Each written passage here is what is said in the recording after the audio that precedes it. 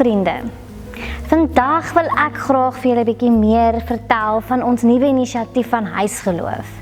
Nou ek weet, baie van ons het in huise groot geword, waar ons elke aand om 'n tafel moet sit, of in die sitkamer moet sit, of in die dome in die sitkamer gesit het, en saam Bybelstudie gedoen het. En dan het ma en pa die Bybel uit vir ons gelees, en vir ons gebid, en dan was dit ons Bybelstudie vir die dag. Maar ons weet vandag dat geloofsvorming vind op verskillende maniere plaas. As ons nou na hierdie tafel kyk as ons geloofsvorming, dan verteenwoordig elke been iets anders. Die eerste been verteenwoordig verhoudings, die tweede been verteenwoordig kennis, die derde been aanbidding en die vierde been diensbaarheid.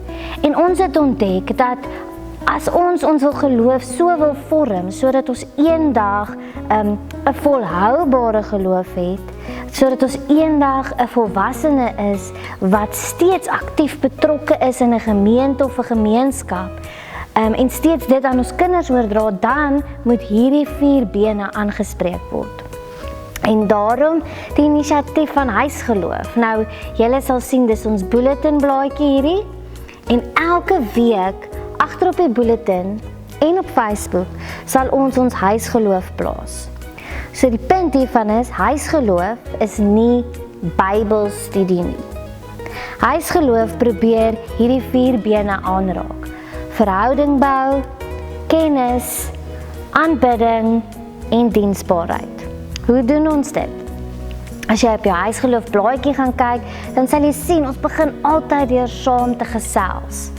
Ons wil 'n ruimte skep en 'n riglyn bied dat ouers, oupas en oumas, ooms en tannies, broers en susters saam kan gesels oor 'n teks en bietjie dink, maar wat sê dit vir my in my lewe? Hoe kan ek dit prakties maak? So gesels saam, die eerste hoofie is ons verhoudingsbeen, waar ons ietsie vertel van iets wat met ons gebeur het, of iets deel van iets waaroor ons wonder. Die tweede been, lees saam, is waar ons oorgaan na ons teks toe. Dis ons kennisbeen, waar ons sê, maar wat leer ek uit die Bybel uit? Wat hoor ek uit die verhaal wat ons behandel? Ons derde been, dink saam. Dink aan jou eie lewe. Daar begin ons weer dit koppel aan emosies, so die teks raak persoonlik. Ons vierde hoofie, bid en doen. Ons raak aanbidding en diensbaarheid aan.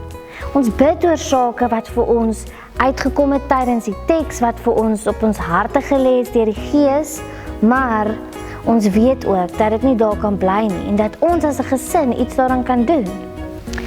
En dan het ons 'n kinderfokus wat elke week kreatiewe idees gee oor hoe ons kinders, ons jonger mense meer kan betrek.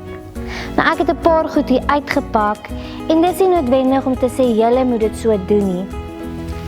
Maar 'n lekker inisiatief is om jou huisgeloof te begin, deur 'n kers te kies, 'n kers aan te steek, elke week iemand 'n beurt te gee, en wanneer ons die kers aansteek, dan dink ons aan die teenwoordigheid van die Here, wat ook in ons gesin teenwoordig is.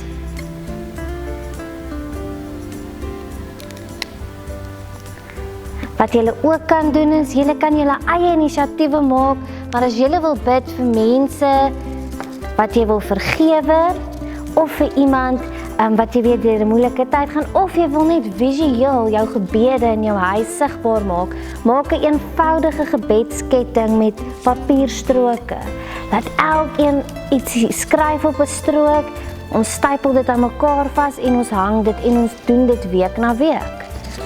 Dan is ons huisgeloof, dit wat ons oefen, die geloof wat ons oefen in ons huis, sigbaar. 'n ander eenvoudige idee is om 'n blikkie te hê, of 'n houer of iets wat sê ek wil tot seën leef. Plaas 'n paar stokkies of klippies, enige iets daar binne in. Stokkies is lekker want jy kan neerskryf daarop. Wat wil jy hierdie jaar, hierdie week, wat wil julle as gesin vir die gemeente of gemeenskap doen?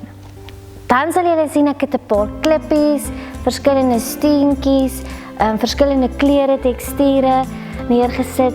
Dit is iets wat 'n mens kan gebruik as 'n gesin om te sê, weet jy wat, ons gaan 'n houer vat en elke keer as ons iets bid, gaan ons dit in hierdie houer plaas, sodat ons sigbaar in ons huis kan weet, ons is 'n gesin wat bid. Of ons is 'n gesin wat laasweek of 2 weke terug vir dit gebid het, dalk het dit waar geword, dalk het die Here ons beantwoord, dalk sukkel ons nog steeds met die gebed, maar ons is besig om te volhard. So wat ek vir julle hiermee wil sê is, daar's nie een manier om huisgeloof te doen nie, daar's 'n klomp maniere.